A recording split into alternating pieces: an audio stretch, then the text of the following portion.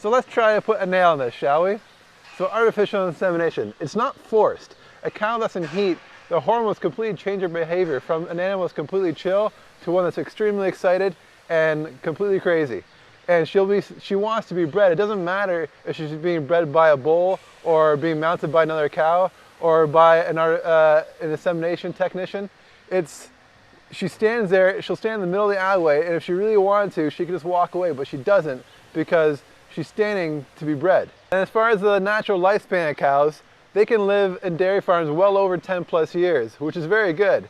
And you can quote the natural lifespan of 20, 25 years, doesn't really matter what kind of record breaker there is as far as an animal that's lived that long. But wild animals don't live that long. Wild animals don't live to be 25 years old. They become weak and easy prey for predators long before that, or they get some sort of sickness or injury. And if you really look at it, the beef industry, those cows have it extremely easy, those mother cows. All they're doing is being fed and have a calf once a year, which is also how often cows have calves in nature. And these cows can do really well to live to be 12, 15 years old. But even then, it is extremely rare for beef cows to be living up until 20 plus years of life. But I will grant you that the dairy industry especially has room to improve as far as the average lifespan. But you know what? Things are improving. Every year things are improving. They're getting better. Barns are getting better. Cows are living longer. And these cows, they're not being exploited because the relationship is mutually beneficial. People get calories and nutrition from the animals that they upcycle from low calorie or low nutrient dense foods. And in return, they get an all-you-can-eat buffet that's balanced nutritionally to be super healthy for them. They get clean, fresh water that's not contaminated. They get to be cleaned up after them. They get lots of social interactions and affection, and they don't have to worry about predation. They're protected from predators, they're protected from the elements.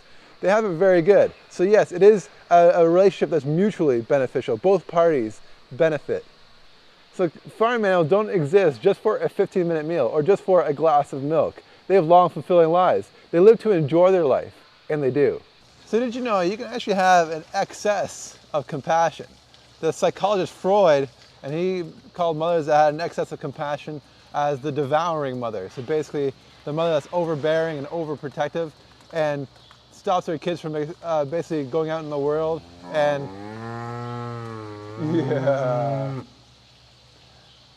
and experiencing some of the harsh realities. And as a consequence, you have children that don't develop properly. They never turn into responsible adults. In farm animals, it's even more extreme. In the name of compassion, if you try to end all animal suffering, then you basically stop all farm animals from ever existing. And beyond that, you stop all prey animals from ever existing, because it's more than just farm animals. All wild prey animals are also eventually consumed. So then you're living in a world where there's no prey animals. You're completely eradicating that whole section of the ecosystem. And basically the ecosystem just becomes flat. And you're living in a world where it's just people and plants and some creatures that can't feel pain. And that's about it. And that's really not a compassionate world.